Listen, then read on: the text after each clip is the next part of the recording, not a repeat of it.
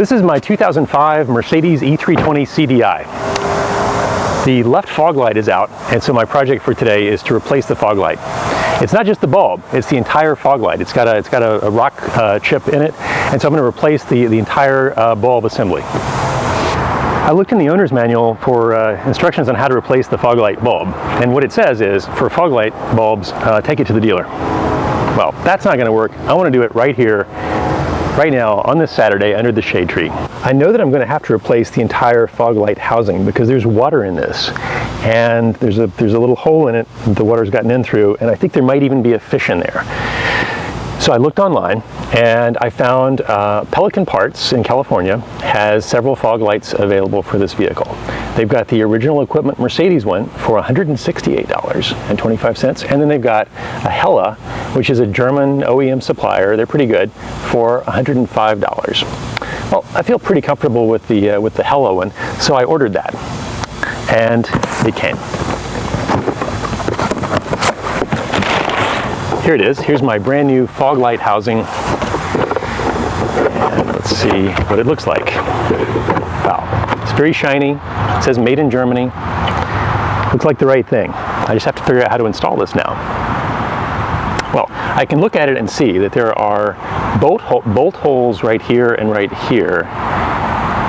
And that's just a pin that fits in. So I've just got to figure out how to get behind the fog light and undo these two things and put the new ones in. This was loose in the box. I'm not sure why. It's a little plastic thing that fits in this corner right here. And there's looks like a hole in here that goes all the way through. But I think it just fits right there. No idea why that's not attached, but seems fine. Okay, so there's where the cable plugs in. This looks like some kind of adjustment right here for, I guess, azimuth, the up and downness of the fog light. Oh, you know what? There's a hole right here in the front of the bumper I'd never noticed before. I think that hole goes through to this, so you can tilt the fog light up and down and aim it. Didn't know that was what that was for. So I think the trick is that to get behind this, I either need to take off the front part of the panel that goes underneath the engine here, or I need to take out the wheel well liner. And as far as I can tell, it's all one piece, and that seems like a lot of work. So I'm thinking that the way to do it is by just taking off the front part here. It looks like it's not the entire length of the engine. So I'm going to try that. It needs an 8mm socket. So there are several of these 8mm bolts right here that seem to hold this plastic piece on right here. I'm going to try taking those bolts off. You want? Got plenty of film. Okay. Obviously, all of this would be easier if I had a floor jack and this car were in the air. It's certainly easier to see. All right, so I think I've removed all of these bolts for this thing, and I should be able to pull it down from the back and slide it out, and wow, there it is. How about that? So the bolts that I removed were these two at the front, these two at the back, and then two on the edges. Oh, great. All right, so I've got this piece off right now. Let's just look at where the bolts go. So there are the two in the front that go up, and then there are the two in the back that go into the panel, the piece of encapsulation behind it. And then there are these two that go in through the wheel well right here. And it's really interesting. I've never looked at this before, but I guess this is like the sound deadening. This is sort of part of what gives the CDI diesel its makes it so quiet and kind of have a neat sound. Because all of these are obviously some kind of sound insulation panels. Okay, so there looks like two screws that are holding this thing in. There's one right here and one right here. And I'm just going to take those screws out and unplug the cable, and it's that easy, but somehow it doesn't seem that easy.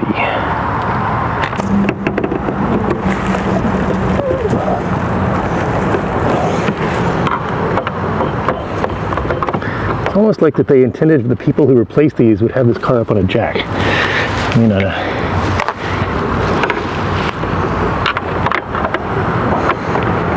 okay, that's the right size.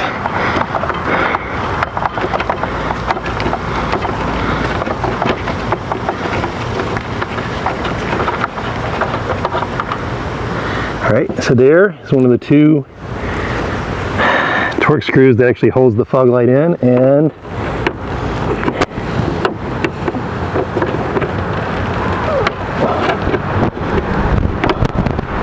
probably a torque socket would be better here because I can't get a straight in angle with this screwdriver. But, oops. Oh, you know what? I guess I didn't really need to take these out because it's the fog light is kind of slotted. So I'm going to put this screw back in before I lose it. Just a little bit. Or, well, actually, no. I do need to take it out.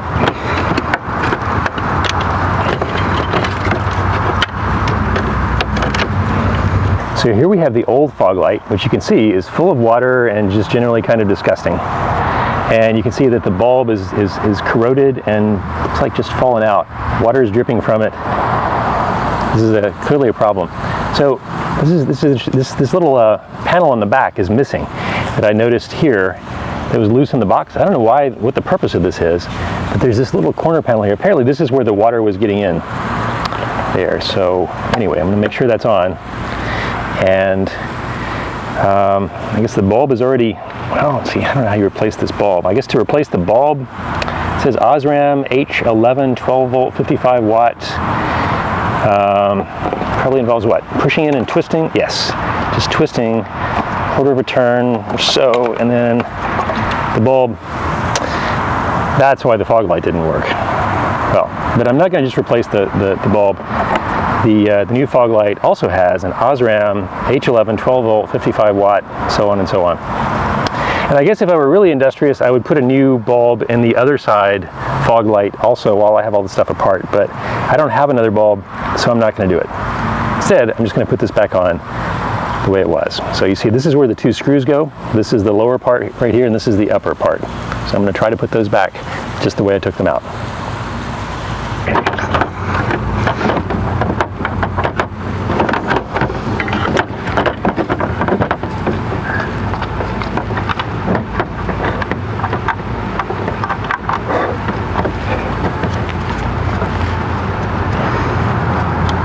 This is really hard to do. And it's tight. Isn't this fun?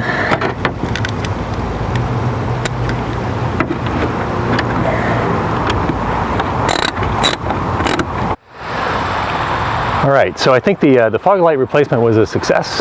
I'm going to be happy that it's working. I'm a little sad that this one looks so cloudy and bad now, but I probably don't want to bother replacing it because I don't really care that much. But lessons learned. All right, so I learned that it would be so much easier to do this job if I had jacked the car up or if I had borrowed someone's lift and raised it up in the air, because that was the hard part about it, was just getting to those bolts while lying on the grass. Also, I realized after I'd finished that if I had opened the hood, that light would get in from above and it would be easier to see what I was working on. That was one of the tricky bits down there for a while, that I couldn't see what I was doing. So if you try this at home, there are 8mm bolts that hold on that encapsulation panel, and then there are 2 Torx T25 screws that hold the fog light in, and it's a pretty easy job as long as you don't mind lying on your back in the grass.